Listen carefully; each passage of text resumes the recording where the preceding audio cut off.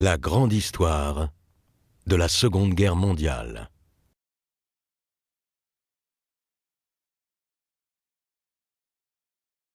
Épisode 13. Premières victoires alliées.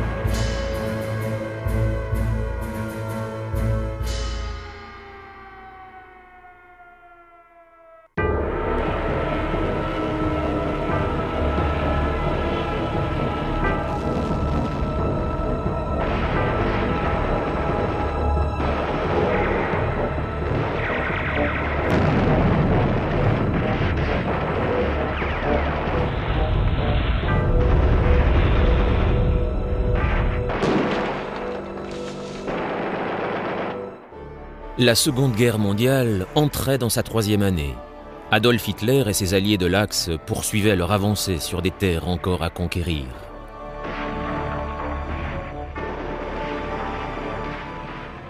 En 1942, les impressionnantes armées du Troisième Reich avaient pénétré profondément en Russie, combattant l'armée rouge dans les rues de Stalingrad, tandis que, plus au sud, d'autres troupes avaient atteint les montagnes glacées du Caucase.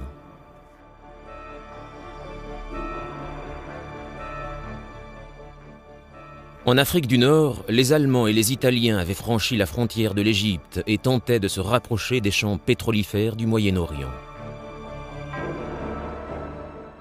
En Extrême-Orient, les Japonais avaient étendu leur zone d'influence impériale bien au-delà des limites de leurs petites îles et se trouvaient maintenant à la tête de terres et d'océans immenses qui s'étiraient du sud-est asiatique jusqu'aux îles isolées du Pacifique.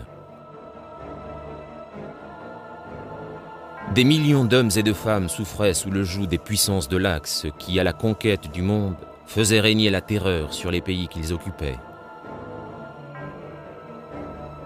Mais pour ceux qui continuaient à combattre dans l'ombre de ces nouveaux empires, l'automne 1942 allait voir une lueur d'espoir s'allumer.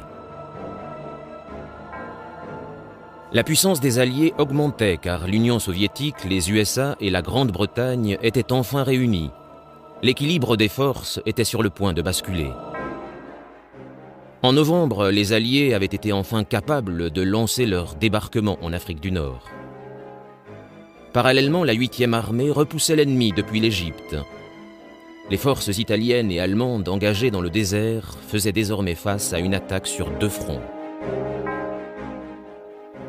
Dans le même temps, les soldats soviétiques engagés dans ce qu'ils appelaient la Grande Guerre patriotique était sur le point de lancer une contre-offensive à Stalingrad. La ville subissait un hiver terrible et la 6e armée allemande allait se retrouver piégée, sans espoir d'évasion. Des plaines gelées de l'Union soviétique à la jungle impénétrable des îles du Pacifique, le combat contre l'Axe prenait de l'ampleur et le sort des armes, progressivement mais inéluctablement, était en train de tourner en faveur des Alliés.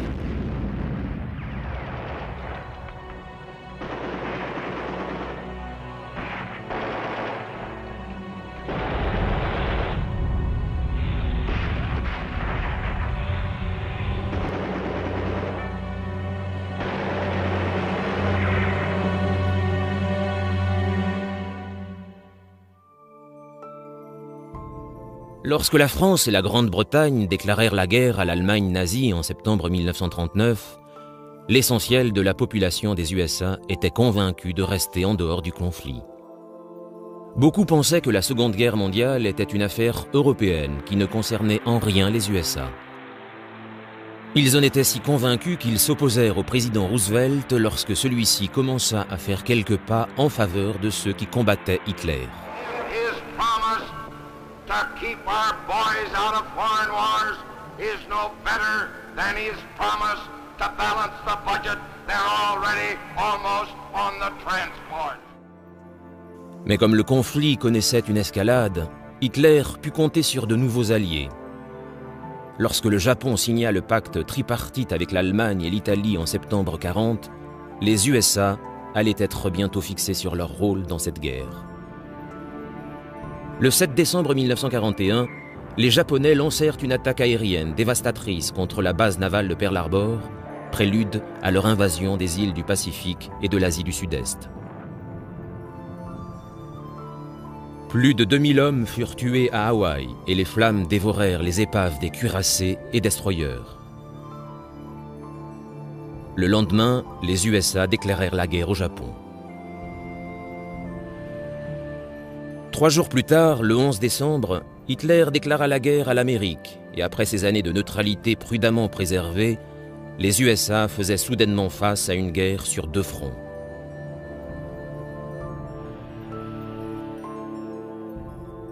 Les soldats furent mobilisés et les troupes commencèrent à s'envoler pour l'étranger.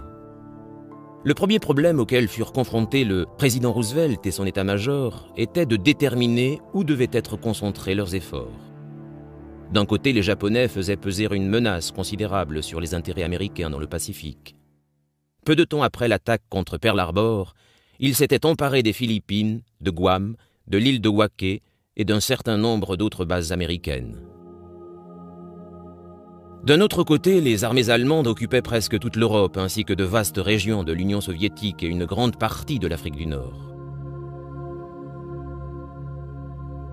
En dehors de la Russie, seules les troupes britanniques et du Commonwealth résistaient encore, mais avaient peu d'espoir de repousser les forces du Troisième Reich sans l'aide de l'Amérique.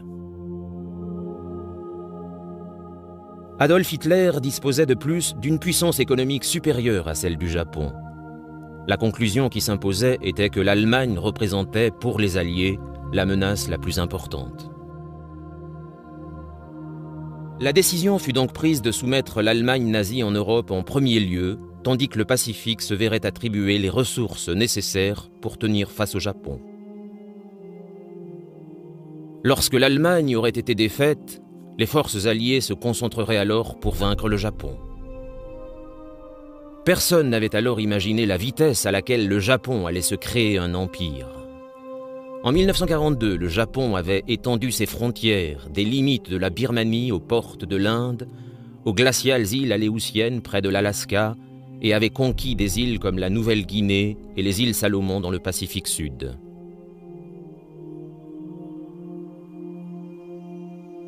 Devant ce constat, en 1942, nombreux étaient ceux qui estimaient que quelque chose devait être fait sur le théâtre pacifique.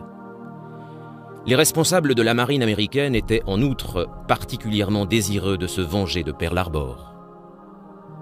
Déterminé à contre-attaquer, l'amiral King insista pour qu'une offensive soit lancée contre l'île de Guadalcanal, qui faisait partie de l'archipel des Salomon, au nord-est de l'Australie. Les Japonais avaient commencé à y construire un aérodrome et leur présence était un vrai danger pour les ports australiens. King était inquiet pour les routes maritimes entre l'Australie et l'Amérique qui pourraient être coupées sous peu. Des troupes US allaient arriver dans le Pacifique et ceci pourrait avoir de lourdes conséquences sur les capacités des Alliés à effectuer leur contre-attaque. En dépit de la directive qui faisait de l'Europe la zone de combat prioritaire, à Washington, l'état-major combiné accepta pourtant le projet de campagne de King.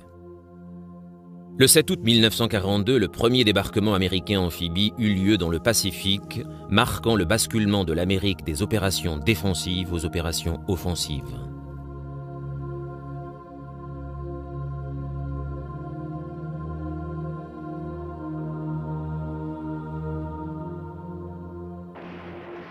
Les batailles dans les jungles sombres et humides des îles Salomon allaient être longues et cruelles.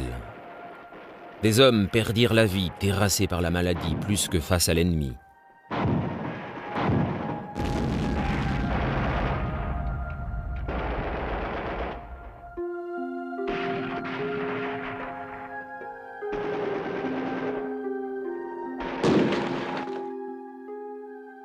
En pleine mer, au même moment, de terribles batailles navales se déroulaient, causant de lourdes pertes des deux côtés.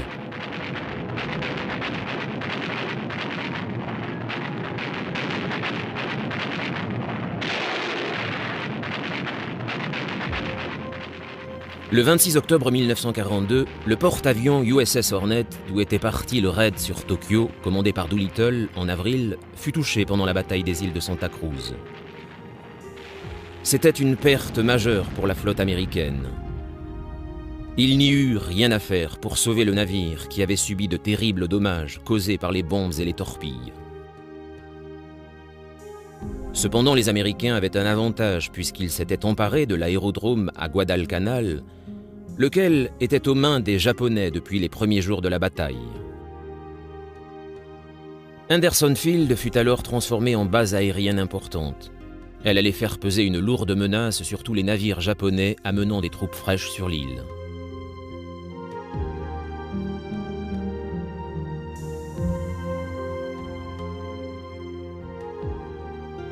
Le nombre de prisonniers japonais était en augmentation et au mois de décembre 1942, il était évident que la campagne menée par King dans les îles Salomon était un succès. L'ennemi s'était retiré sur la côte ouest de Guadalcanal. On décida de laisser l'armée finir le travail. À la fin de l'hiver, en février 1943, Guadalcanal avait été sécurisé. Les Américains étaient alors prêts à franchir une nouvelle étape dans la guerre du Pacifique.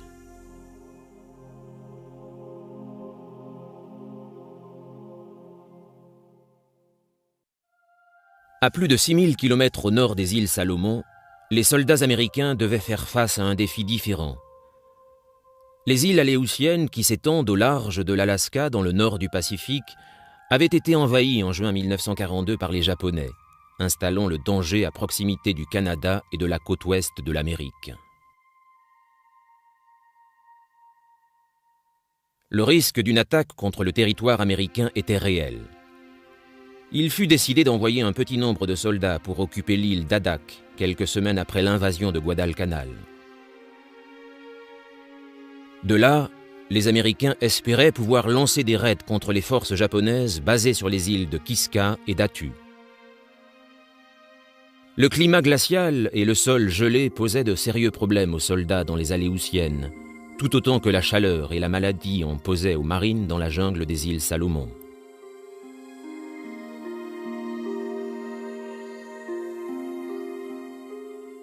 Malgré les brouillards épais, les tempêtes, les températures et le gel, les soldats américains basés sur Adak étaient déterminés à battre les Japonais et furent rapidement prêts à lancer leurs premières attaques.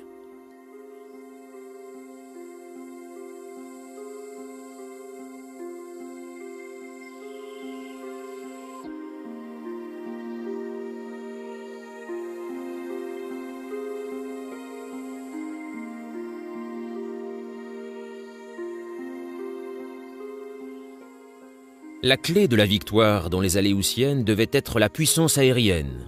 Il était donc impératif de construire en priorité un aérodrome adapté aux bombardiers afin qu'ils attaquent les bases japonaises aussi vite que possible.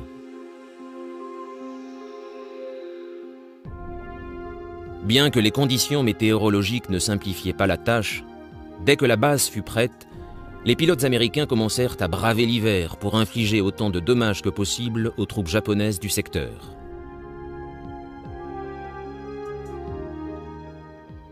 La bataille pour les repousser allait cependant prendre un peu de temps. Ce n'est qu'en 1943 que les troupes américaines parvinrent à s'aventurer sur Kiska et Attu pour s'assurer que les Aléoutiennes avaient été débarrassées des envahisseurs. Les événements dans le Pacifique et principalement l'invasion de Guadalcanal ayant focalisé l'attention, les combats dans les Aléoutiennes passèrent dans l'histoire sous le nom de la guerre oubliée. Les hommes qui ont combattu là ont pourtant joué un rôle important dans le conflit. Nombre d'entre eux y ont laissé leur vie, mais il était important de protéger le territoire américain et les voies maritimes du Pacifique.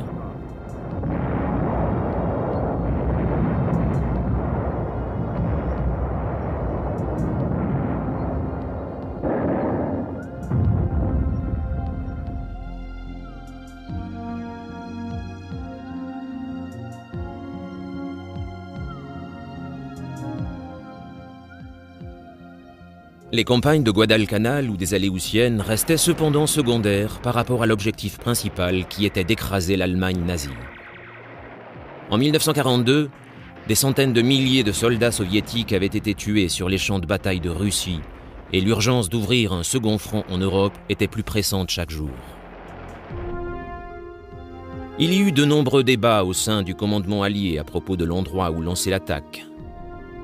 Dès 1941, Winston Churchill et Franklin Roosevelt avaient discuté de la possibilité d'une ambitieuse invasion à travers la Manche depuis l'Angleterre, vers la France occupée. L'idée était largement soutenue par le commandement américain, mais les Anglais étaient plus réticents, inquiets de la puissance allemande en France. L'armistice signé entre la France et l'Allemagne en 1940 avait placé les zones nord et ouest du pays, y compris toute la côte atlantique, sous le contrôle des troupes d'Hitler. Envoyer des soldats britanniques et les jeunes troupes américaines à peine entraînées affronter ces soldats aguerris apparaissait alors suicidaire. En août 1942, ces craintes s'avérèrent tout à fait justifiées lorsqu'un raid à petite échelle lancé contre Dieppe dans le nord de la France se conclut par un désastre. Le port était efficacement défendu par les Allemands et sur les 6000 soldats canadiens et britanniques engagés dans l'opération, plus de 4000 furent tués, blessés ou capturés. Cette tragédie rendait évident le fait que les Allemands n'abandonneraient pas un mètre carré de territoire conquis sans se battre jusqu'au bout. Cependant, l'expérience de Dieppe allait contribuer à améliorer la préparation d'un éventuel débarquement en France. Il fallait plus de temps aux Alliés avant de se lancer dans une attaque à très grande échelle, et bientôt un objectif alternatif allait devenir plus prioritaire. Comme ils l'avaient fait de la France métropolitaine, les Allemands avaient pris le contrôle des colonies françaises en Afrique, et celles-ci jouaient un rôle clé dans les batailles menées par le Troisième Reich en Afrique. Les ports d'Algérie et de Tunisie permettaient aux convois d'approvisionnement destinés aux troupes italiennes et allemandes de traverser sans encombre la mer Méditerranée, ce qui posait de sérieux problèmes aux troupes alliées qui protégeaient l'Égypte.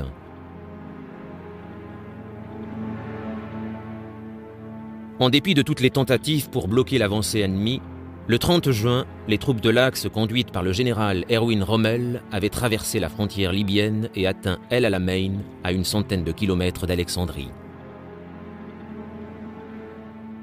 Le canal de Suez menaçait véritablement de tomber aux mains des Allemands. Or, il était vital pour l'équilibre des forces alliées. Reliant la Méditerranée à la mer Rouge, il donnait accès aux richesses du Moyen-Orient, en premier lieu le pétrole. Si le canal tombait aux mains d'Hitler, les conséquences seraient désastreuses pour l'effort de guerre allié.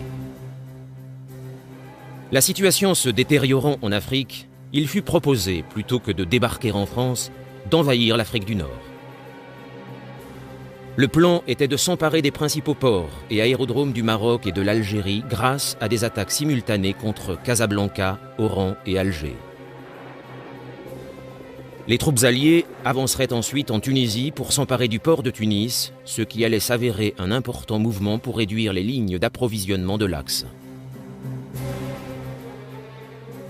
L'état-major de la marine britannique était conscient que s'emparer de ces ports serait une étape vitale pour le contrôle de la Méditerranée, ce qui faciliterait la reconquête de l'Europe occupée. Après le débarquement en Afrique du Nord, les Alliés seraient alors capables d'avancer dans le ventre mou de l'Europe en envahissant l'Italie. Le commandement américain était au départ assez réticent à une opération en Afrique du Nord, craignant que les Britanniques ne veulent ainsi éviter pour longtemps un débarquement en France. Mais le président Roosevelt avait créé des liens étroits avec Winston Churchill et lui apporta son soutien. Le général Eisenhower fut choisi pour coordonner l'invasion qui reçut le nom de code « Opération Torche ». Et à l'été 1942, il arriva à Londres pour commencer la préparation de l'attaque.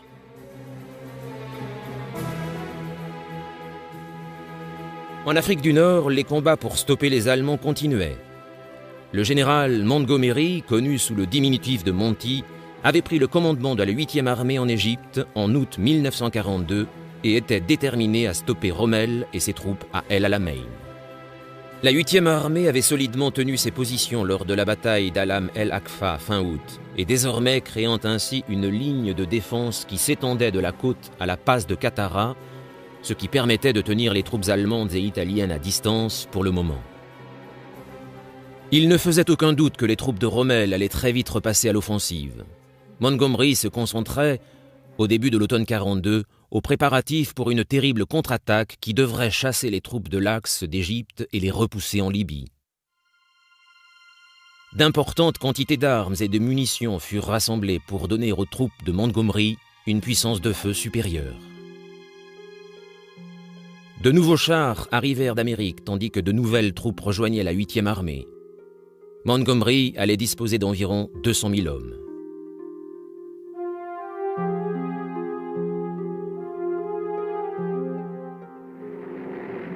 En attendant, les avions alliés faisaient tout ce qu'ils pouvaient pour détruire les lignes d'approvisionnement de l'Axe.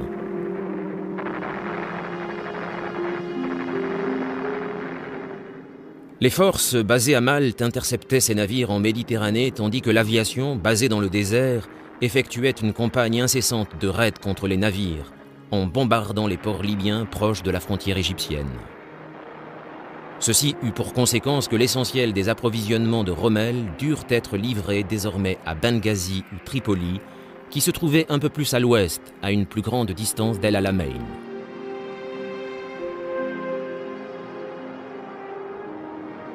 Sans tarder, les approvisionnements destinés aux troupes allemandes tombèrent à un niveau inquiétant.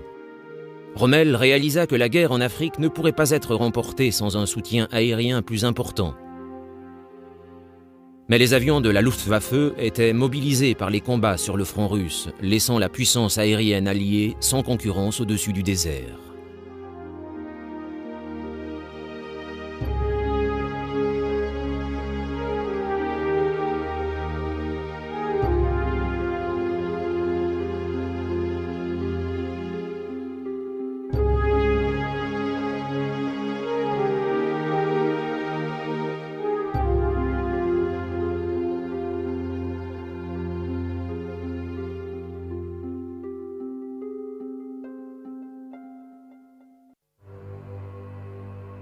En octobre 1942, seulement la moitié des approvisionnements parvenaient aux troupes de Rommel. Aggravant encore plus la situation, la santé du général déclinait. Il décida de rentrer en Allemagne pour se soigner, laissant ses troupes sous le commandement du général Stumme. Mais le départ de Rommel ne pouvait survenir à un pire moment, car Montgomery était sur le point de lancer sa contre-attaque. Les mois de planification méticuleuse étaient finalement terminés, et le 23 octobre, les troupes alliées se lancèrent dans la plus grande bataille qu'elle ait menée jusqu'alors. Dans le silence du désert, les troupes prirent connaissance du message simple de Montgomery. Que tous, chaque officier ou homme de troupe, entrent dans la bataille avec la volonté de combattre et de tuer pour finalement emporter la victoire.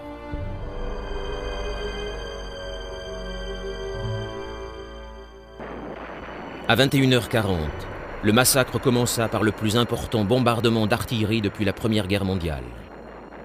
9000 canons tirèrent sur les lignes de troupes de l'Axe pendant 15 minutes, faisant trembler le sol par la violence de l'attaque. Les obus labouraient les défenses de Rommel, l'infanterie avança, préparant le terrain pour les divisions blindées. La bataille devait continuer 14 jours et 14 nuits. Rommel, revenu en Afrique du Nord pour aider à stopper l'avancée alliée, le 2 novembre comprit qu'il était battu.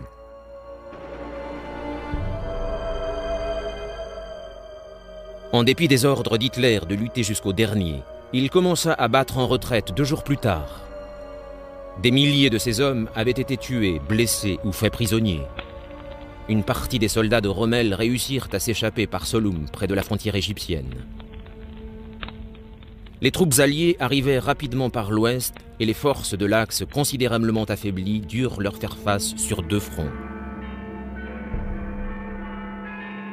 En Angleterre, la nouvelle de la victoire de Montgomery à El Alamein réjouit toute la nation et pour la première fois depuis le début de la guerre, les cloches des églises de tout le pays sonnèrent pour la célébrer.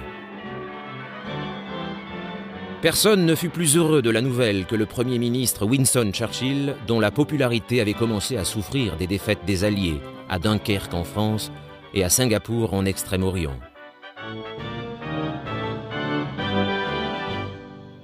La nouvelle de la victoire de Montgomery arrivait juste à temps. Rommel chassé d'Égypte, Churchill reprit espoir. Dans un discours à la Chambre des communes début novembre, il annonça « Ce n'est pas la fin, ce n'est même pas le début de la fin, mais c'est peut-être la fin du commencement. » Churchill n'avait aucun doute sur le fait que la bataille d'El Alamein marquait un moment important de la Seconde Guerre mondiale, et plusieurs années plus tard, il écrivit « Avant El Alamein, nous n'avions pas eu une seule victoire. Après El Alamein, nous n'eurent plus une seule défaite. » Les Britanniques avaient finalement de bonnes raisons de célébrer la victoire, mais d'autres difficiles batailles les attendaient encore, comme l'opération Torche, c'est-à-dire le débarquement en Afrique du Nord. Celui-ci s'avéra être un véritable champ de mine diplomatique bien avant que les troupes anglaises et américaines aient l'opportunité de mettre le pied sur la terre d'Algérie ou du Maroc.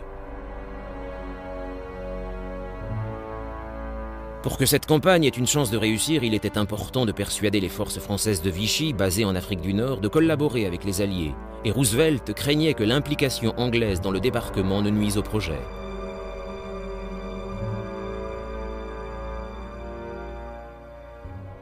Bien que la France et la Grande-Bretagne aient combattu ensemble pendant la Grande Guerre et étaient alliés au début de la Seconde, lorsque Paris tomba aux mains des nazis en 1940, les liens établis entre les deux nations se rompirent brutalement.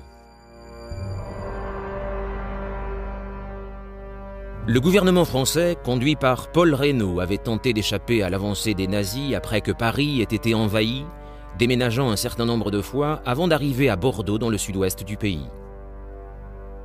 Mais de nombreux politiciens désiraient la fin des hostilités et en dépit des objections de Reynaud, le 22 juin, l'armistice fut signé entre la France et Adolf Hitler. Reynaud démissionna et fut remplacé par le maréchal Pétain, âgé de 84 ans, qui forma son nouveau gouvernement à Vichy. Le régime de Vichy reçut la pleine reconnaissance diplomatique des USA qui espéraient user de persuasion pour amener la France non occupée à rejoindre le camp des Alliés. Mais la Grande-Bretagne choisit une option différente. La collaboration de Vichy avec l'Allemagne nazie présentait de nombreux risques pour l'Angleterre, qui avait peur que la très puissante marine française ne tombe aux mains des Allemands. Les répercussions en auraient été catastrophiques pour la Grande-Bretagne, qui était déjà aux abois, combattant pour sa survie, alors que les U-boats l'étranglaient en maraudant dans l'Atlantique.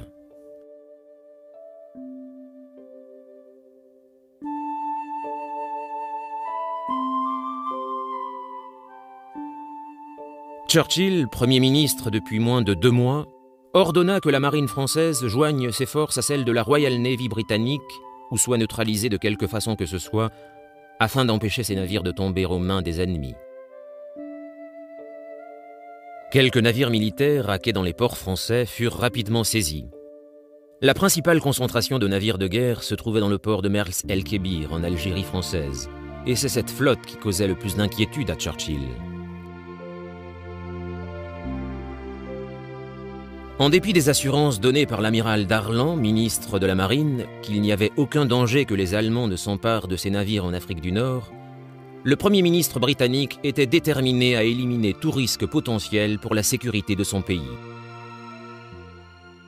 Churchill prit donc une des décisions les plus controversées de toute sa carrière lorsqu'il envoya un ultimatum à la flotte française.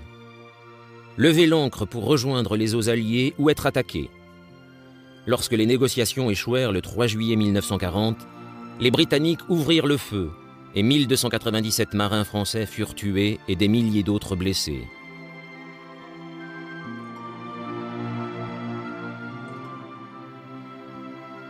Nombreux furent ceux qui condamnèrent la décision de Churchill, et l'amiral qui reçut l'ordre de mener l'attaque déclara que ce fut la plus grosse gaffe politique des temps modernes. Mais tandis que les politiciens hurlaient après le Premier ministre, l'attaque avait pourtant prouvé au monde que les Britanniques étaient décidés à combattre le Troisième Reich, quoi qu'en soit le coût.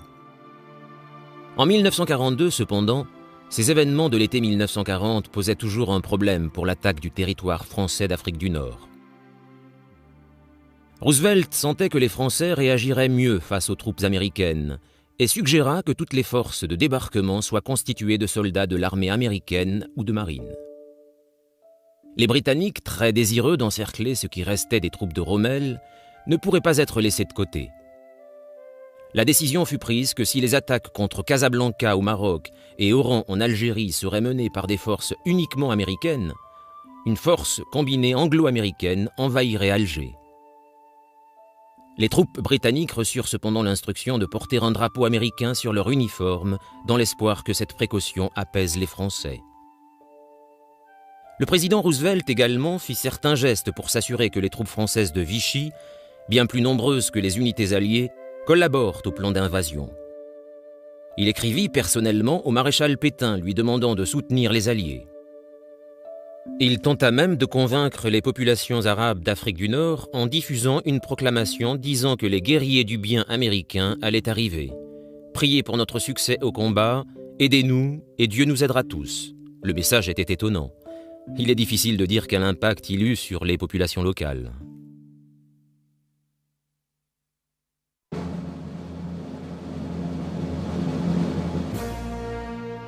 Parallèlement, Roosevelt envoya un diplomate du nom de Robert Murphy à Alger comme son représentant personnel en Afrique du Nord. Murphy avait la mission d'entrer en contact avec tous les courants politiques potentiellement amicaux en Tunisie, Algérie et Maroc. Il devait également trouver une personnalité représentative française pour l'attaque. Murphy fut rapidement convaincu que le général Henri Giraud, qui s'était récemment rendu célèbre en s'échappant d'une prison allemande, était l'homme de la situation. Giraud avait été détenu par les nazis pendant 2 ans, et bien qu'il fût un soutien de la France de Vichy, il refusait de collaborer avec les Allemands, ce qui convenait parfaitement aux Alliés. L'alternative pour le commandement français en Afrique du Nord était le général Charles de Gaulle, basé à Londres depuis que les nazis occupaient la France. De Gaulle était considéré comme le chef de la France libre, mais Roosevelt sentait que s'il y avait un quelconque espoir de passer outre le commandement de Vichy, Giraud serait un meilleur candidat. Pour le moment, De Gaulle était laissé à l'écart de tout ce qui concernait ses opérations. Plus tard, son rôle fut important dans l'effort allié contre l'Allemagne.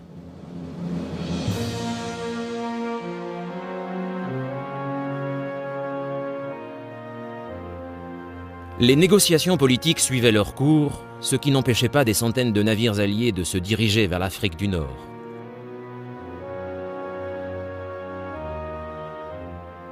Les task forces centrales et orientales quittèrent les îles britanniques en direction de l'Algérie, tandis que la task force occidentale, forte de 102 navires et de 24 000 soldats américains, quittait les USA pour traverser l'Atlantique, infesté de U-boats.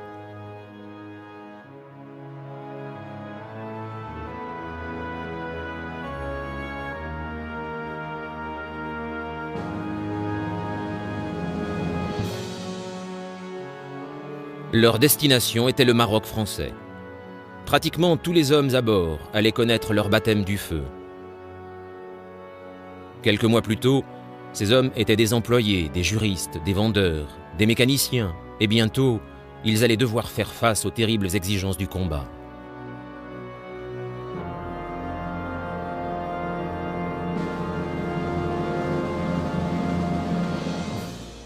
Après quelques jours de mer, ils furent briefés sur l'endroit où ils allaient être débarqués et reçurent quelques notions des langues qui y étaient parlées.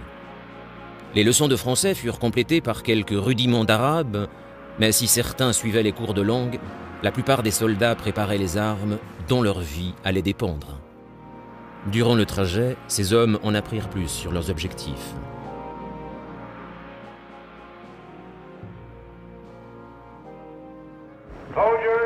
Soldats et marins, la puissante armée française peut s'opposer à notre débarquement et toute résistance, quelle qu'elle soit, doit être anéantie. Cependant, les soldats français qui seraient amenés à se rendre doivent être respectés et traités comme il se doit, car ils sont nos futurs alliés. Rappelez-vous, les Français ne sont pas nos ennemis. the French are not Nazis or Japs. Les 3 task force impliquées dans l'opération progressaient dans le plus grand secret. En dehors de la menace que faisaient peser les U-boats, le commandement allemand ne comprit pas la signification de ces convois et la menace qu'ils faisaient peser sur l'Afrique du Nord. En réalité, certains commandants pensaient que ces navires n'étaient qu'un convoi de ravitaillement en route pour Malte.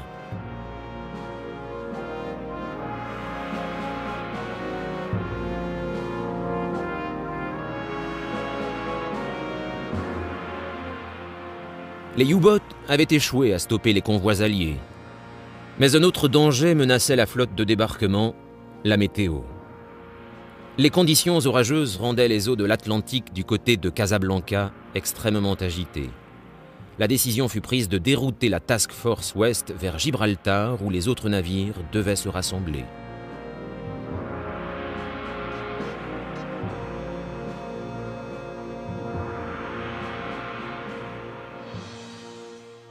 Cette base alliée, située entre l'Espagne et l'Afrique du Nord, était l'endroit où le général Eisenhower avait établi son quartier général, profondément enterré à la base du rocher.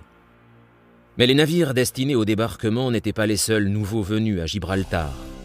À la veille de l'opération, le général Giraud y fut discrètement conduit par un sous-marin. Giraud crut qu'il allait se retrouver à la tête de l'opération. Il y eut quelques moments de confusion lorsqu'Eisenhower lui expliqua la mission par l'intermédiaire d'un interprète. Giraud accepta de n'être que spectateur. Il se tenait prêt à devenir administrateur de l'Afrique du Nord française. Aux premières heures du 8 novembre, les navires avaient rejoint leur position en prélude aux 3 attaques coordonnées en Afrique du Nord. La force Est était séparée en 3 groupes.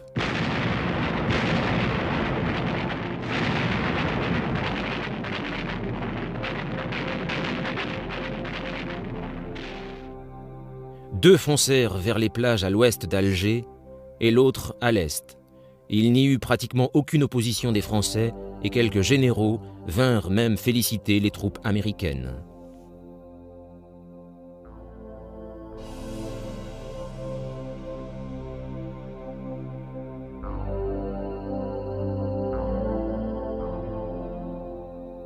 Conjointement, on avait acheminé 500 parachutistes depuis les îles britanniques pour épauler l'attaque contre Oran.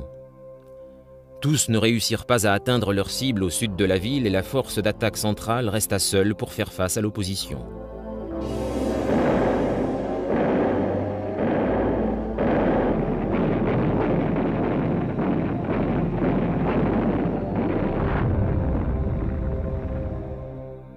Après un bref combat naval dans le port de Oran, les troupes commencèrent à débarquer tôt le matin du 8 novembre. Un premier groupe arriva sur les plages à l'est de la ville et fut rapidement suivi par un second à l'ouest. Leurs objectifs étaient de converger et d'encercler la ville.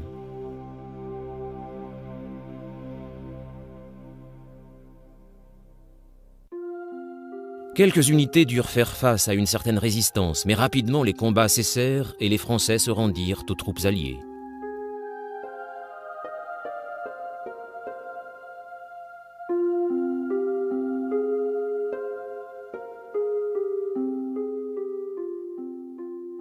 La deuxième phase des 3 attaques avait été parfaitement accomplie. La troisième, le débarquement autour de Casablanca, allait être une autre histoire. Une tentative pour démanteler le commandement pro-Vichy de Casablanca avait échoué et les défenses françaises attendaient la Task Force Est.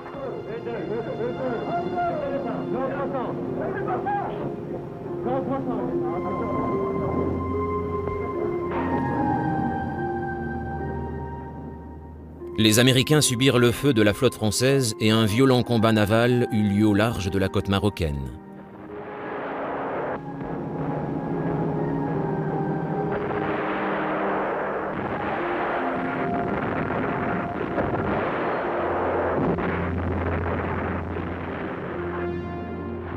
Les Français perdirent 4 navires.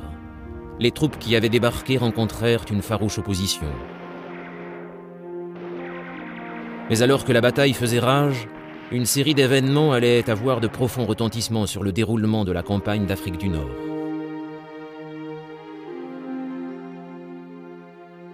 Lorsque la Task Force Est entra dans Alger, elle découvrit que l'amiral Darlan était en visite privée en ville. L'opportunité se présenta de discuter avec un haut responsable de Vichy d'un rang plus élevé que Giraud. Eisenhower entama avec lui des négociations et lui proposa de rester à la tête des troupes françaises si elles rejoignaient les Alliés.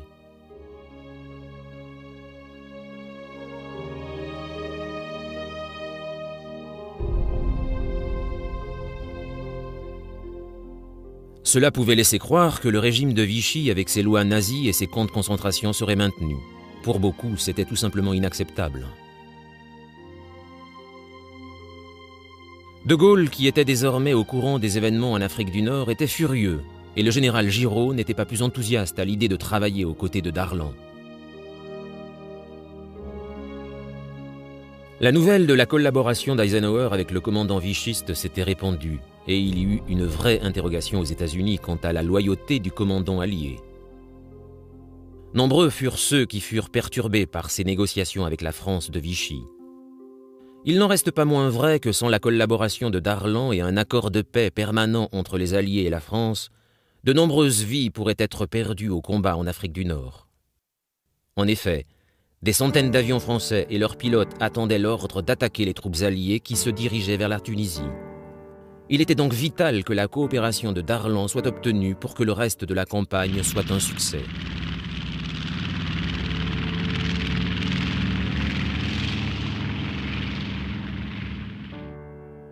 Finalement, le 10 novembre, après avoir signé un accord avec Eisenhower, Darlan ordonna le cessez-le-feu et les troupes françaises rendirent les armes. Les combats prirent fin à Casablanca et les troupes alliées purent continuer leur marche vers Tunis. Mais les conséquences pour Darlan furent lourdes. Le maréchal Pétain exigea immédiatement sa démission et Hitler, furieux de la nouvelle de la collaboration de Darlan avec les Alliés, ordonna à ses troupes de marcher sur la France non occupée, la zone libre, le 11 novembre.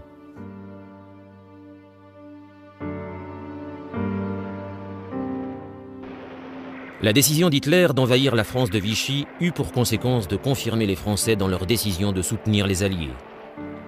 Leurs troupes rejoignirent alors les Britanniques et les Américains qui combattaient en Tunisie.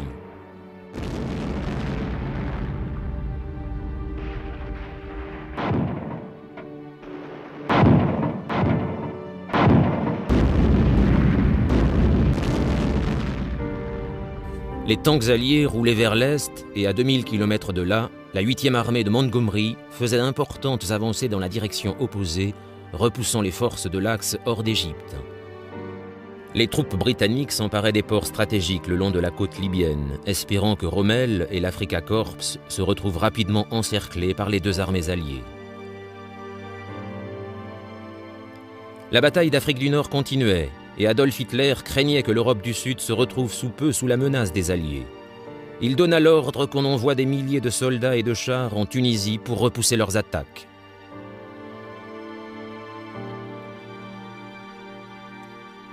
Pendant ce temps, le général anglais Kenneth Anderson conduisait la marche vers Tunis avec la première armée. Ces troupes étaient composées de soldats américains et britanniques issus de la force d'attaque Est ainsi que de soldats français. Leur objectif était d'atteindre la capitale tunisienne avant que les renforts de l'Axe n'arrivent.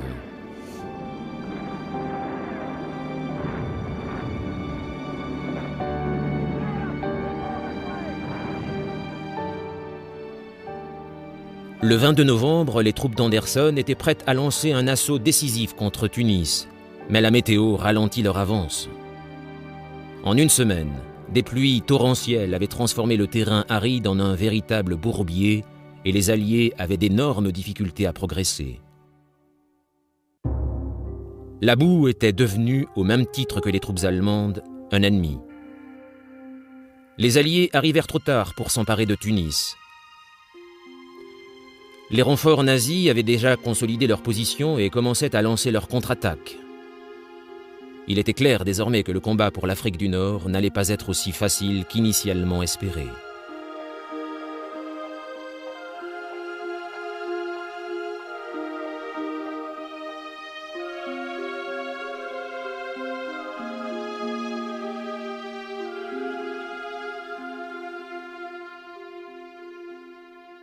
Les soldats américains inexpérimentés étaient engagés dans un combat difficile pour s'emparer de la Tunisie. Heureusement, pendant ce temps, la 8e armée avait beaucoup progressé depuis l'Est. Le général Eisenhower était convaincu que l'Axe allait finalement perdre pied dans cette partie du monde. En Grande-Bretagne, Winston Churchill jubilait. Il évoqua les événements des mois précédents dans un discours adressé à la population britannique. Nous venons juste de traverser le mois de novembre, un mois généralement de brouillard et de tristesse, mais dans l'ensemble un mois dont j'ai apprécié les nouvelles, bien meilleures que celles des mois précédents concernant les dramatiques événements en cours. Et je vous dis, avançons ensemble pour y mettre un terme.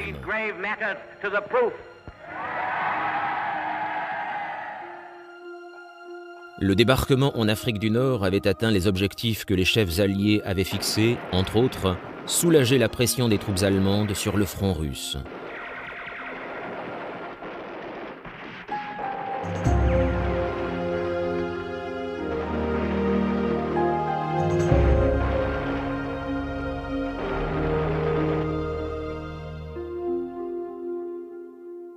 Au début du mois de novembre, Hitler avait annoncé « Stalingrad est entre nos mains ».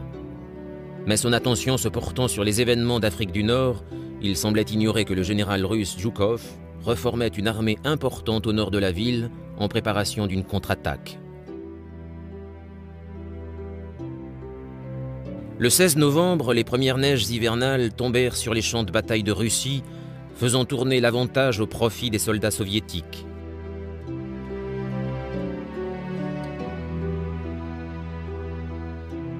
La Volga devint un véritable pont de glace permettant le passage des troupes de l'armée rouge.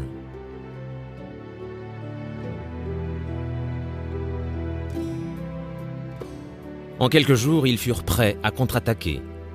L'artillerie russe sonna le début de la manœuvre d'encerclement, menée conjointement par une armée au nord et l'autre au sud. Un demi-million de soldats et 15 000 tanks avançaient en d'immenses colonnes, tandis que 50 000 Cosaques fonçaient à bride abattus dans la steppe gelée.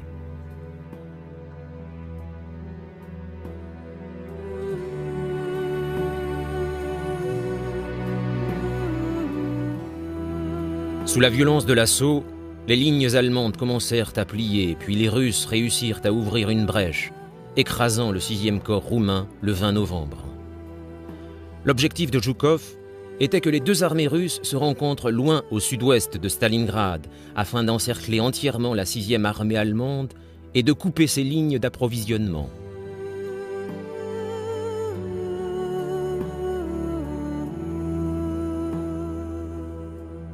En moins de 4 jours, il atteignit son objectif et les deux pointes du mouvement en tenaille se rencontrèrent à 100 km à l'ouest de la ville.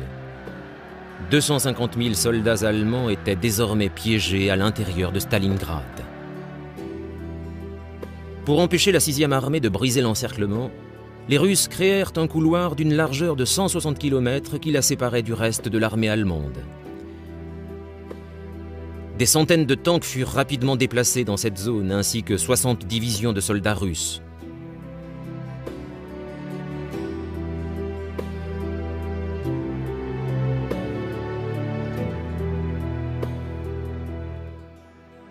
Mais au lieu de presser la 6e armée à s'échapper tant que c'était encore possible, Adolf Hitler ordonna à son commandant, Paulus, de conserver ses positions et de tenir la ville à tout prix.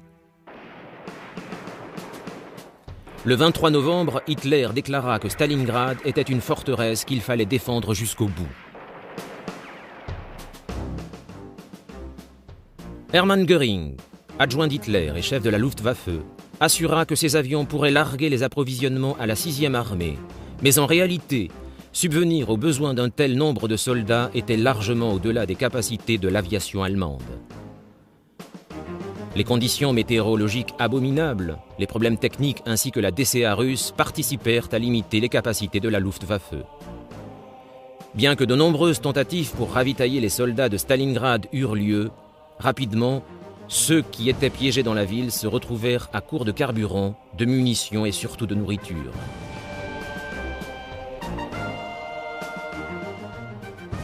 Les forces soviétiques consolidaient leur position autour de la ville, combattant pour réduire toutes les poches de défense de Paulus. La situation pour des dizaines de milliers de soldats allemands devint désespérée.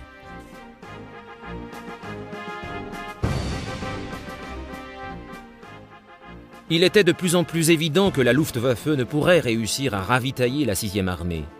Une tentative d'opération de la dernière chance fut organisée. L'opération, nom de code Orage hivernal, avait pour objectif de briser l'encerclement et de relever les forces allemandes piégées.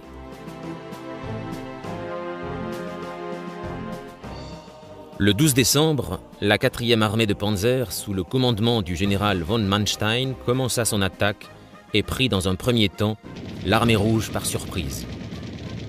Ils progressèrent rapidement le premier jour et les troupes de pointe réussirent à contre-attaquer les soviétiques. Mais le 13 décembre, l'avance ralentit considérablement et 3 jours plus tard, les Russes lancèrent leur seconde offensive.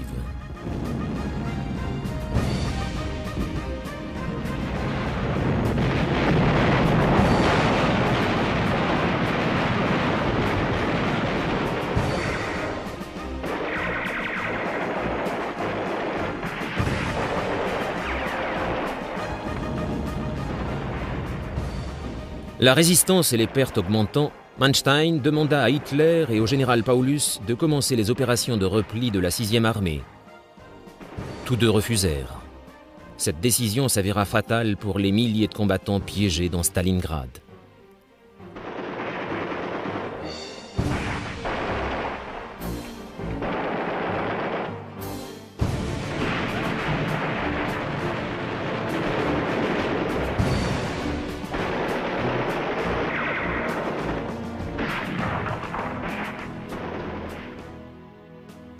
La 4e armée Panzer tentait encore d'ouvrir une brèche vers la 6e armée. Mais le 18 décembre, quelques jours avant Noël, Manstein fut obligé de stopper l'assaut. À la veille de Noël, la 4e armée Panzer commença à rebrousser chemin vers son point de départ et la 6e armée fut abandonnée à son triste sort.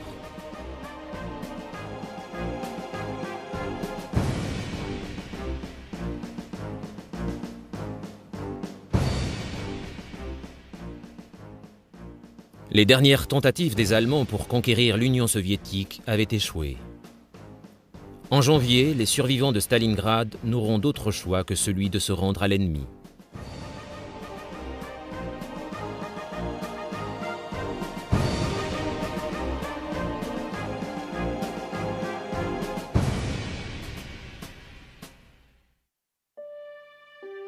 Sur plusieurs champs de bataille, les armées de l'Axe menaient des combats désespérés et la victoire finale des Alliés ne semblait plus être qu'une question de temps.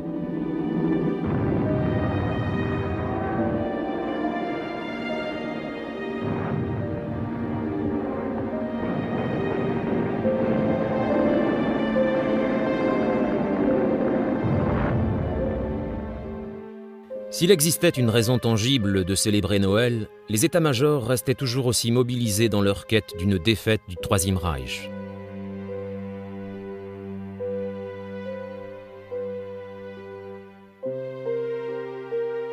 La bataille pour la Tunisie allait se poursuivre au cours de la nouvelle année. Il fallut attendre le printemps pour que les Alliés marchent dans Tunis conquise. Et pourtant, malgré ces bulletins de victoire, il faudra encore 2 années très dures pour mettre fin aux agissements du Troisième Reich.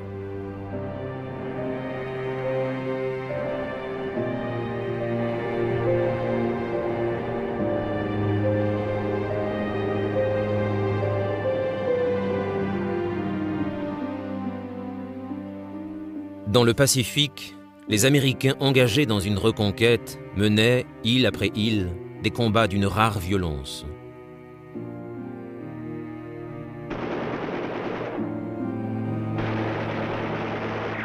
Dans cette partie du monde aussi, il restait de nombreuses batailles à livrer pour venir à bout de cette composante orientale de l'Axe, le Japon.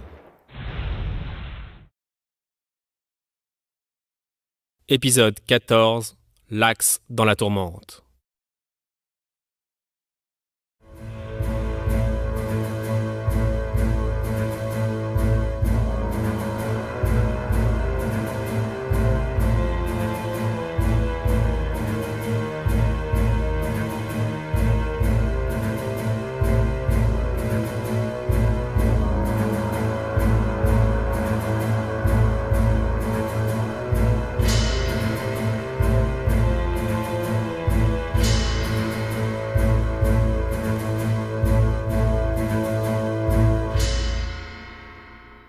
reconnaissance diplomatique des USA qui espéraient user de persuasion pour amener la France non occupée à rejoindre le camp des Alliés. Mais la Grande-Bretagne choisit une option différente. La collaboration de Vichy avec l'Allemagne nazie présentait de nombreux risques pour l'Angleterre, qui avait peur que la très puissante marine française ne tombe aux mains des Allemands. Les répercussions en auraient été catastrophiques pour la Grande-Bretagne, qui était déjà aux abois, combattant pour sa survie, alors que les U-boats l'étranglaient en maraudant dans l'Atlantique.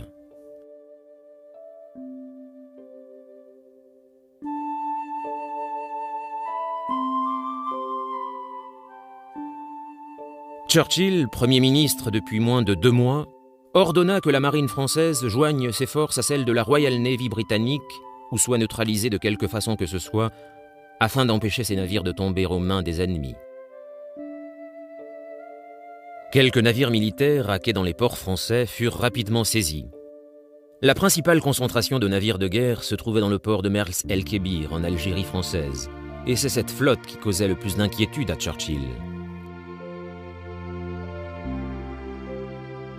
En dépit des assurances données par l'amiral Darlan, ministre de la Marine, qu'il n'y avait aucun danger que les Allemands ne s'emparent de ces navires en Afrique du Nord, le Premier ministre britannique était déterminé à éliminer tout risque potentiel pour la sécurité de son pays. Churchill prit donc une des décisions les plus controversées de toute sa carrière lorsqu'il envoya un ultimatum à la flotte française. Lever l'ancre pour rejoindre les eaux alliées ou être attaqué. Lorsque les négociations échouèrent le 3 juillet 1940, les Britanniques ouvrirent le feu et 1297 marins français furent tués et des milliers d'autres blessés.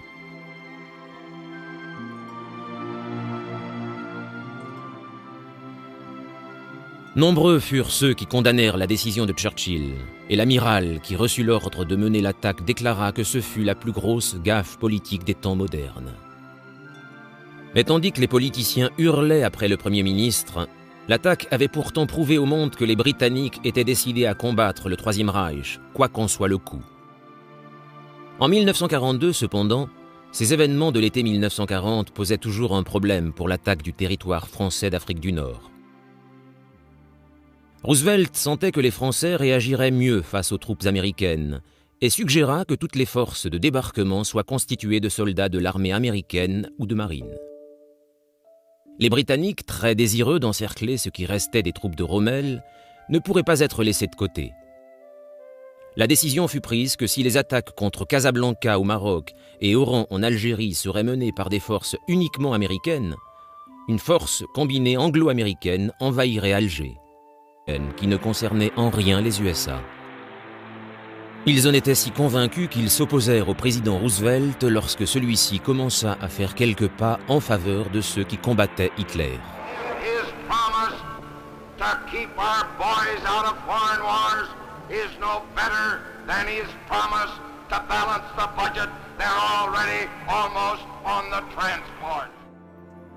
Mais comme le conflit connaissait une escalade, Hitler put compter sur de nouveaux alliés. Lorsque le Japon signa le pacte tripartite avec l'Allemagne et l'Italie en septembre 1940, les USA allaient être bientôt fixés sur leur rôle dans cette guerre. Le 7 décembre 1941, les Japonais lancèrent une attaque aérienne dévastatrice contre la base navale de Pearl Harbor, prélude à leur invasion des îles du Pacifique et de l'Asie du Sud-Est. Plus de 2000 hommes furent tués à Hawaï et les flammes dévorèrent les épaves des cuirassés et destroyers. Le lendemain, les USA déclarèrent la guerre au Japon.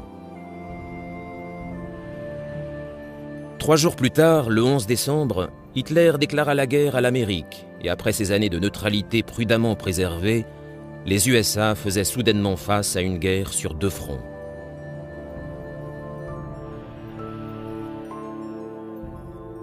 Les soldats furent mobilisés et les troupes commencèrent à s'envoler pour l'étranger. Le premier problème auquel furent confrontés le président Roosevelt et son état-major était de déterminer où devaient être concentrés leurs efforts. D'un côté, les Japonais faisaient peser une menace considérable sur les intérêts américains dans le Pacifique. Peu de temps après l'attaque contre Pearl Harbor, ils s'étaient emparés des Philippines, de Guam, de l'île de Waké et d'un certain nombre d'autres bases américaines. D'un autre côté, les armées allemandes occupaient presque toute l'Europe, ainsi que de vastes régions de l'Union soviétique et une grande partie de l'Afrique du Nord. En dehors de la Russie, seules les troupes britanniques et du Commonwealth résistaient encore, mais avaient peu d'espoir de repousser les forces du Troisième Reich sans l'aide de l'Amérique. Adolf Hitler disposait de plus d'une puissance économique supérieure à celle du Japon. La conclusion qui s'imposait était que l'Allemagne représentait, pour les Alliés, la menace la plus importante. La décision fut donc prise de soumettre l'Allemagne nazie en Europe en premier lieu, tandis que le Pacifique se verrait attribuer les ressources nécessaires pour tenir face au Japon. Lorsque l'Allemagne aurait été défaite, les forces alliées se concentreraient alors pour vaincre le Japon. Personne n'avait alors imaginé la vitesse à laquelle le Japon a le camp des Alliés, mais la Grande-Bretagne choisit une option différente. La collaboration de Vichy avec l'Allemagne nazie présentait de nombreux risques pour l'Angleterre, qui avait peur que la très puissante marine française ne tombe aux mains des Allemands. Les répercussions en auraient été catastrophiques pour la Grande-Bretagne, qui était déjà aux abois, combattant pour sa survie, alors que les U-boats l'étranglaient en maraudant dans l'Atlantique.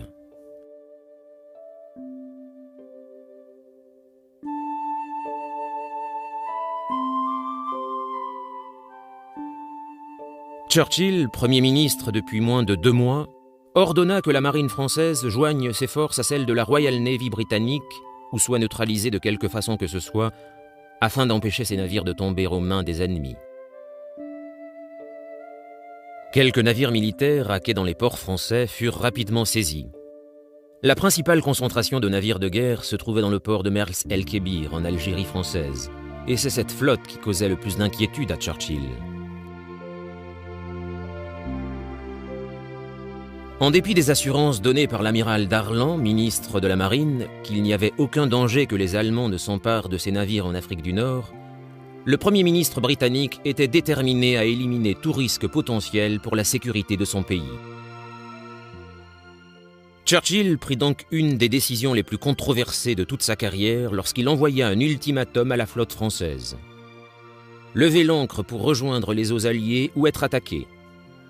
Lorsque les négociations échouèrent le 3 juillet 1940, les Britanniques ouvrirent le feu et 1297 marins français furent tués et des milliers d'autres blessés.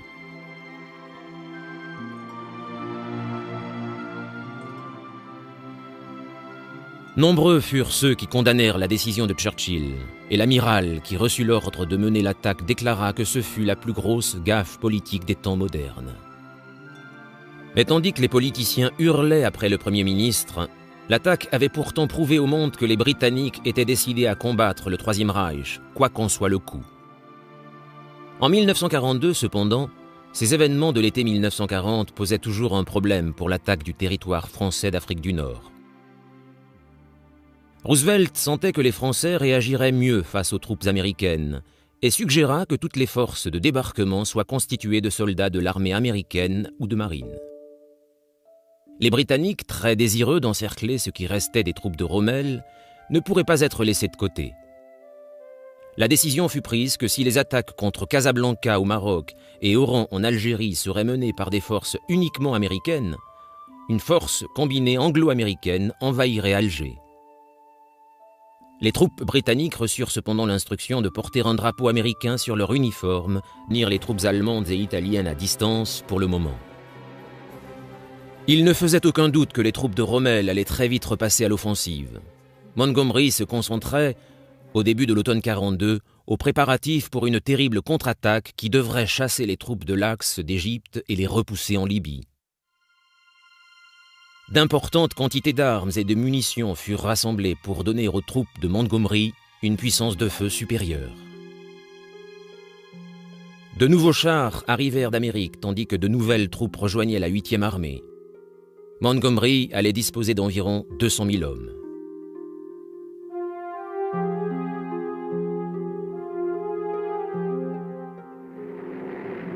En attendant, les avions alliés faisaient tout ce qu'ils pouvaient pour détruire les lignes d'approvisionnement de l'Axe.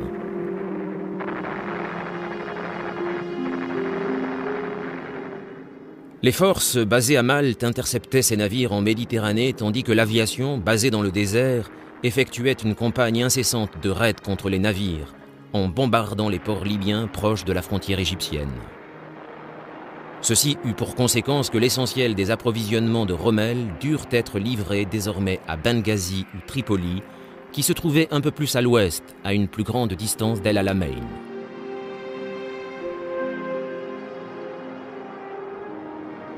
Sans tarder, les approvisionnements destinés aux troupes allemandes tombèrent à un niveau inquiétant.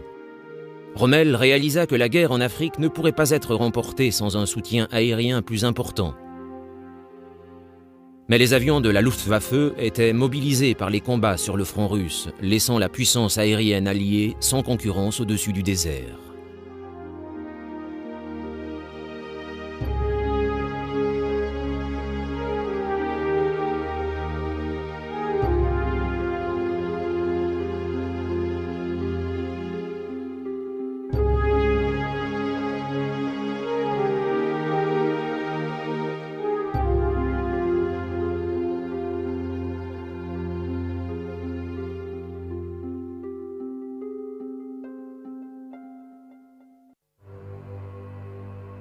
En octobre 1942, seulement la moitié des approvisionnements parvenaient aux troupes de Rommel.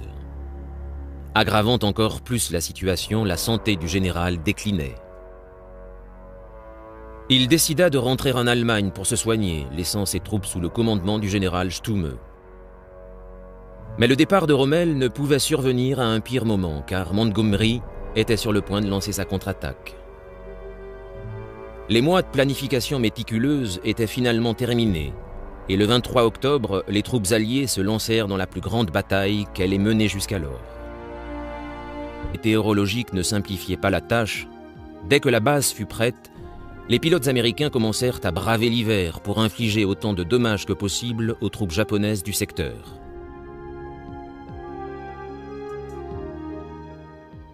La bataille pour les repousser allait cependant prendre un peu de temps.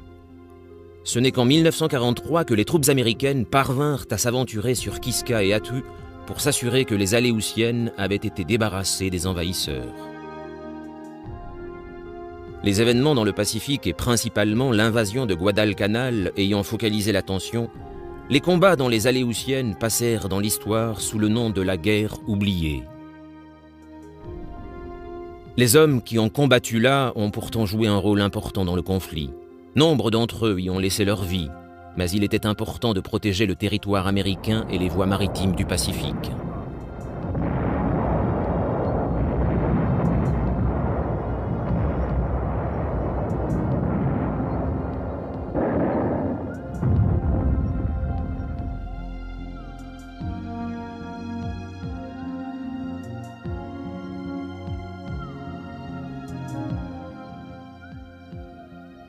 Les campagnes de Guadalcanal ou des Aléoutiennes restaient cependant secondaires par rapport à l'objectif principal qui était d'écraser l'Allemagne nazie. En 1942, des centaines de milliers de soldats soviétiques avaient été tués sur les champs de bataille de Russie et l'urgence d'ouvrir un second front en Europe était plus pressante chaque jour. Il y eut de nombreux débats au sein du commandement allié à propos de l'endroit où lancer l'attaque. Dès 1941, Winston Churchill et Franklin Roosevelt avaient discuté de la possibilité d'une ambitieuse invasion à travers la Manche depuis l'Angleterre, vers la France occupée. L'idée était largement soutenue par le commandement américain, mais les Anglais étaient plus réticents, inquiets de la puissance allemande en France. L'armistice signé entre la France et l'Allemagne en 1940 avait placé les zones nord et ouest du pays, y compris toute la côte atlantique, sous le contrôle des troupes d'Hitler. Envoyer des soldats britanniques et les jeunes troupes américaines à peine entraînées affronter ces soldats aguerris apparaissait alors suicidaire. En août 1942, ces craintes s'avérèrent tout à fait justifiées lorsqu'un raid à petite échelle lancé contre Dieppe dans le nord de la France se conclut par un désastre. Le port était efficacement défendu par les Allemands et sur les 6000 soldats canadiens et britanniques engagés dans l'opération, plus de 4000 furent tués, blessés ou capturés. Cette tragédie rendait évident le fait que les Allemands n'abandonneraient pas un mètre carré de territoire Leur destination était le Maroc français. Pratiquement tous les hommes à bord allaient connaître leur baptême du feu. Quelques mois plus tôt, ces hommes étaient des employés, des juristes, des vendeurs, des mécaniciens, et bientôt, ils allaient devoir faire face aux terribles exigences du combat.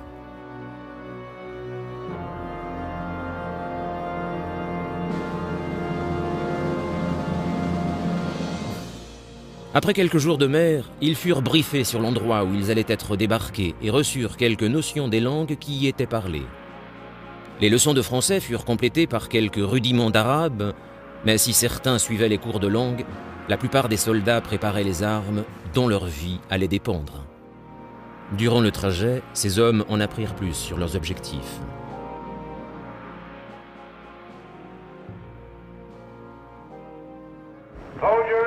Soldats et marins, la puissante armée française peut s'opposer à notre débarquement et toute résistance, quelle qu'elle soit, doit être anéantie. Cependant, les soldats français qui seraient amenés à se rendre doivent être respectés et traités comme il se doit, car ils sont nos futurs alliés. Rappelez-vous, les Français ne sont pas nos ennemis.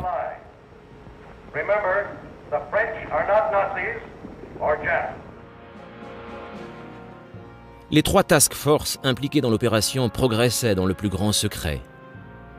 En dehors de la menace que faisaient peser les U-boats, le commandement allemand ne comprit pas la signification de ces convois et la menace qu'ils faisaient peser sur l'Afrique du Nord.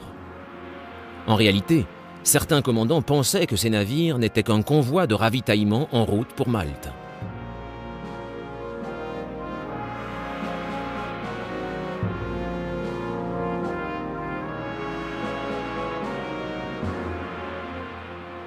Les U-boats avaient échoué à stopper les convois alliés. Mais un autre danger menaçait la flotte de débarquement, la météo.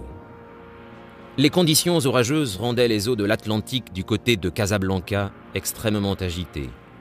La décision fut prise de dérouter la Task Force Ouest vers Gibraltar où les autres navires devaient se rassembler.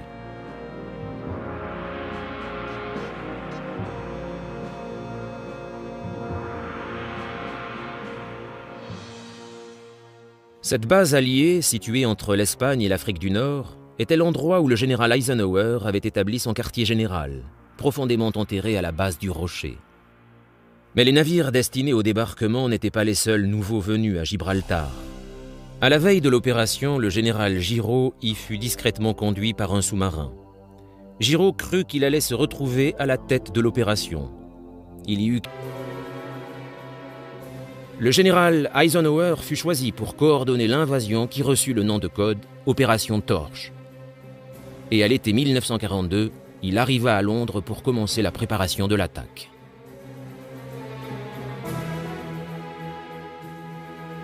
En Afrique du Nord, les combats pour stopper les Allemands continuaient.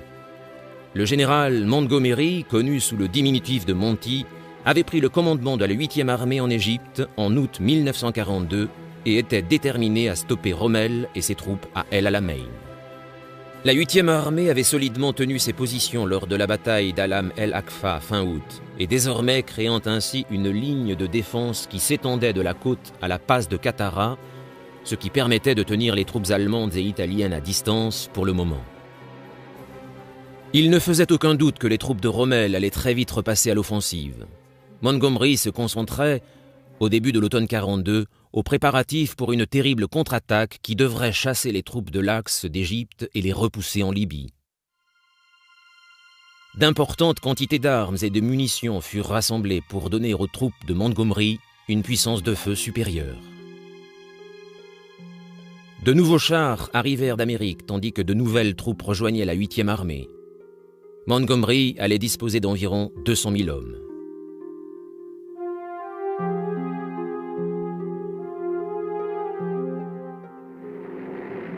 En attendant, les avions alliés faisaient tout ce qu'ils pouvaient pour détruire les lignes d'approvisionnement de l'Axe.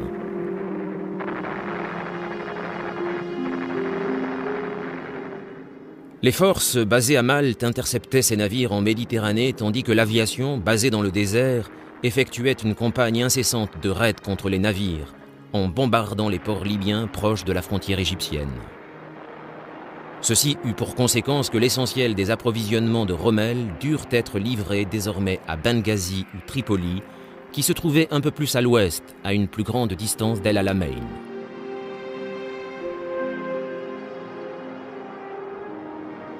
Sans tarder, les approvisionnements destinés aux troupes allemandes tombèrent à un niveau inquiétant. Rommel réalisa que la guerre en Afrique ne pourrait pas être remportée sans un soutien aérien plus important.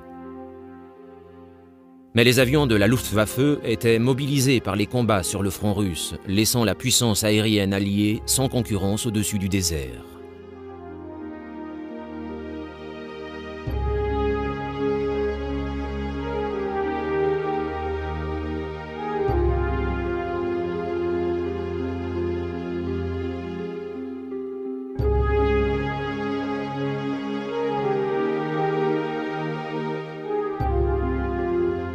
En une semaine, des pluies torrentielles avaient transformé le terrain aride en un véritable bourbier et les Alliés avaient d'énormes difficultés à progresser. La boue était devenue, au même titre que les troupes allemandes, un ennemi. Les Alliés arrivèrent trop tard pour s'emparer de Tunis. Les renforts nazis avaient déjà consolidé leur position et commençaient à lancer leur contre-attaque. Il était clair désormais que le combat pour l'Afrique du Nord n'allait pas être aussi facile qu'initialement espéré.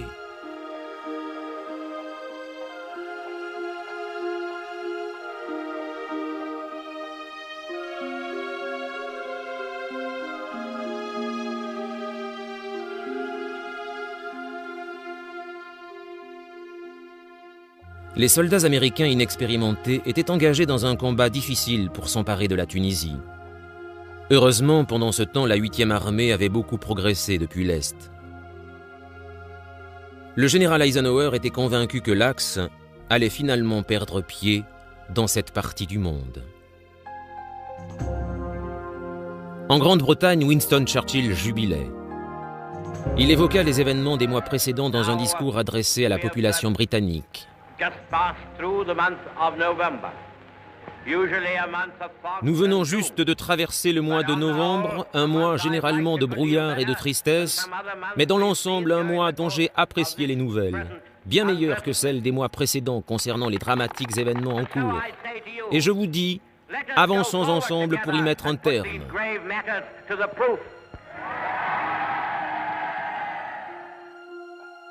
Le débarquement en Afrique du Nord avait atteint les objectifs que les chefs alliés avaient fixés, entre autres, soulager la pression des troupes allemandes sur le front russe.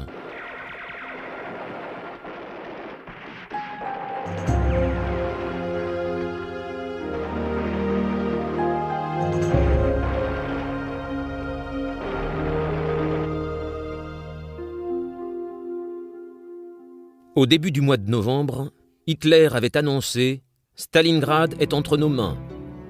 Mais son attention se portant sur les événements d'Afrique du Nord, il semblait ignorer que le général russe Zhukov reformait une armée importante au nord de la ville en préparation d'une contre-attaque.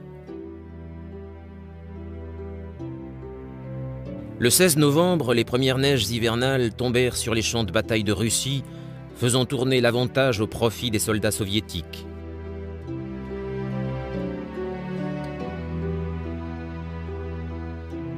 La Volga devint un véritable pont de glace permettant le passage des troupes de l'armée rouge.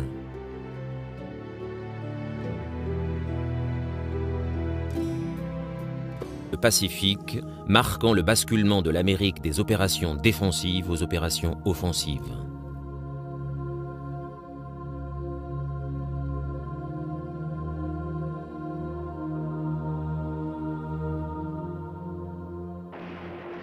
Les batailles dans les jungles sombres et humides des îles Salomon allaient être longues et cruelles. Des hommes perdirent la vie, terrassés par la maladie, plus que face à l'ennemi.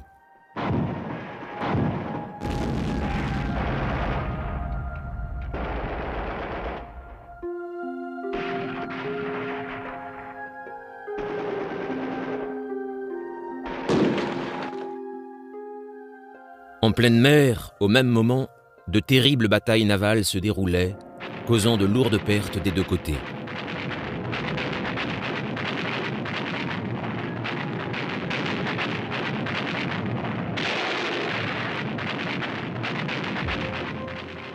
Le 26 octobre 1942, le porte-avions USS Hornet, d'où était parti le raid sur Tokyo, commandé par Doolittle en avril, fut touché pendant la bataille des îles de Santa Cruz. C'était une perte majeure pour la flotte américaine. Il n'y eut rien à faire pour sauver le navire qui avait subi de terribles dommages causés par les bombes et les torpilles.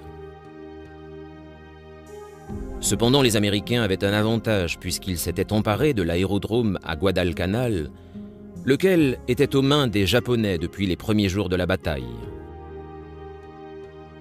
Henderson Field fut alors transformée en base aérienne importante. Elle allait faire peser une lourde menace sur tous les navires japonais amenant des troupes fraîches sur l'île.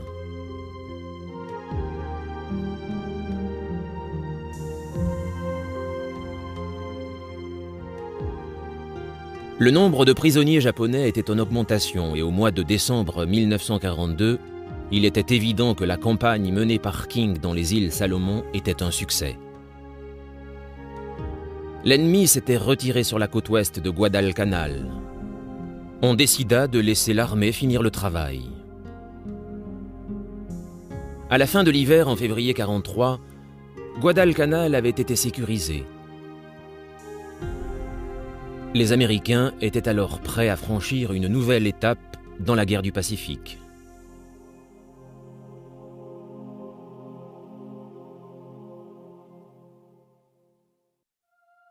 À plus de 6000 km au nord des îles Salomon, les soldats américains devaient faire face à un défi différent. Les îles Aléoutiennes, qui s'étendent au large de l'Alaska dans le nord du Pacifique, avaient été envahies en juin 1942 par les Japonais, installant le danger à proximité du Canada et de la côte ouest de l'Amérique. Prioritaire. Comme ils l'avaient fait de la France métropolitaine, les Allemands avaient pris le contrôle des colonies françaises en Afrique, et celles-ci jouaient un rôle clé dans les batailles menées par le Troisième Reich en Afrique. Les ports d'Algérie et de Tunisie permettaient aux convois d'approvisionnement destinés aux troupes italiennes et allemandes de traverser sans encombre la mer Méditerranée, ce qui posait de sérieux problèmes aux troupes alliées qui protégeaient l'Égypte.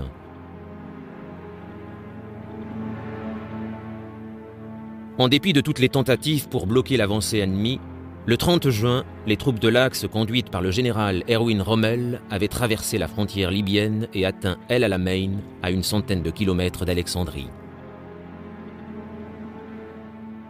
Le canal de Suez menaçait véritablement de tomber aux mains des Allemands. Or, il était vital pour l'équilibre des forces alliées. Reliant la Méditerranée à la mer Rouge, il donnait accès aux richesses du Moyen-Orient, en premier lieu le pétrole.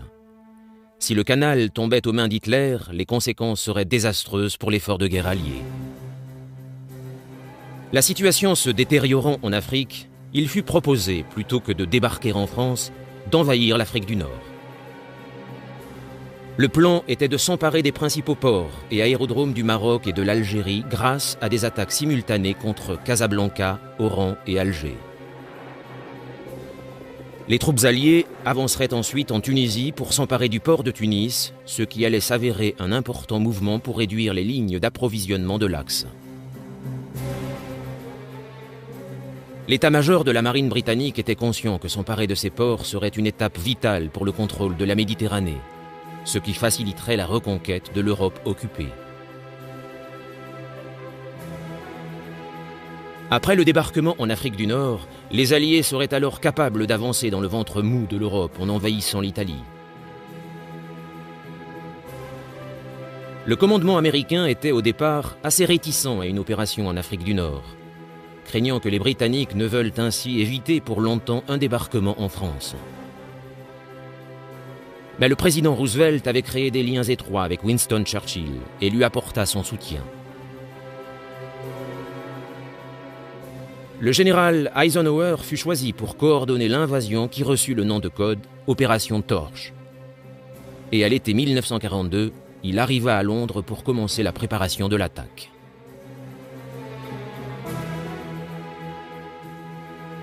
En Afrique du Nord, les combats pour stopper les Allemands continuaient.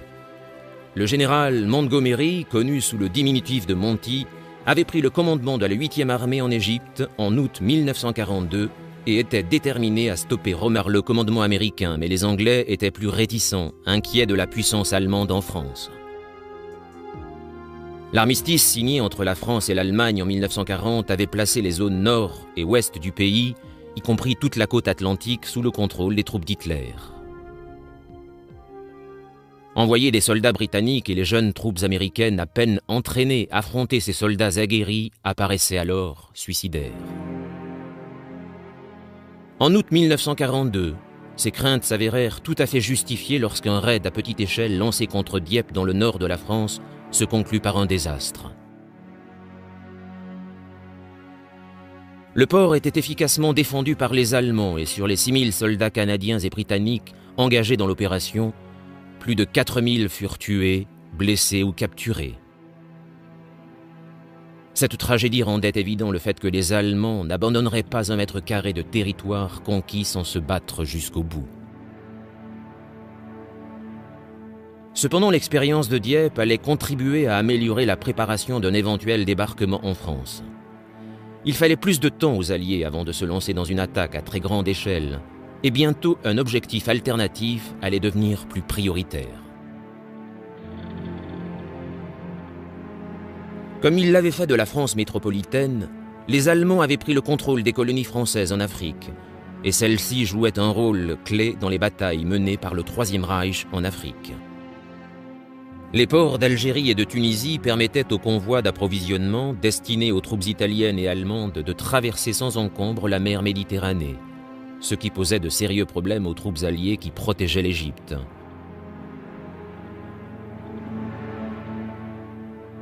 En dépit de toutes les tentatives pour bloquer l'avancée ennemie, le 30 juin, les troupes de l'Axe conduites par le général Erwin Rommel avaient traversé la frontière libyenne et atteint El Alamein, à une centaine de kilomètres d'Alexandrie.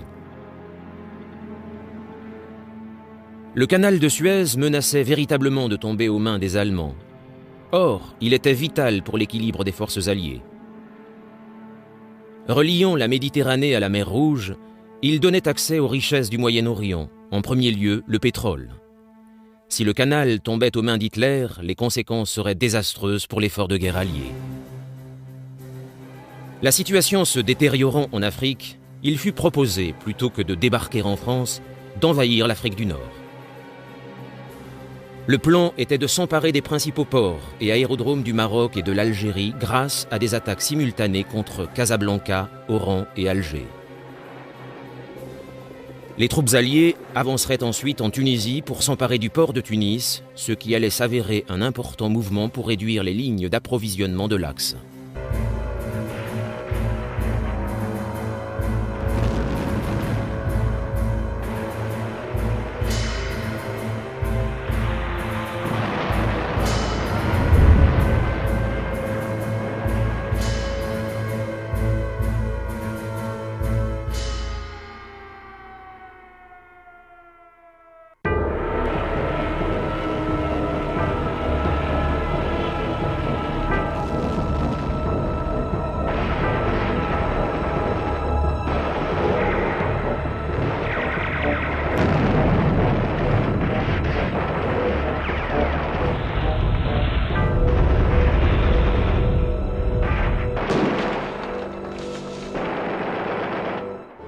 La Seconde Guerre mondiale entrait dans sa 3e année. Adolf Hitler et ses alliés de l'Axe poursuivaient leur avancée sur des terres encore à conquérir.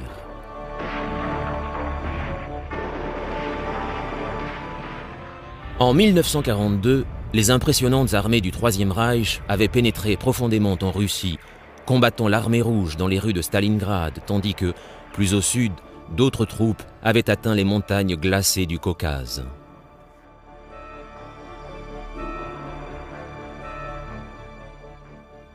En Afrique du Nord, les Allemands et les Italiens avaient franchi la frontière de l'Égypte et tentaient de se rapprocher des champs pétrolifères du Moyen-Orient.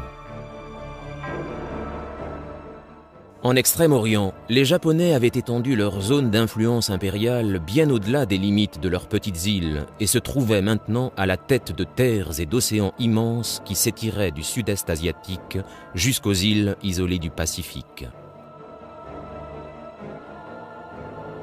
Des millions d'hommes et de femmes souffraient sous le joug des puissances de l'Axe qui, à la conquête du monde, faisaient régner la terreur sur les pays qu'ils occupaient.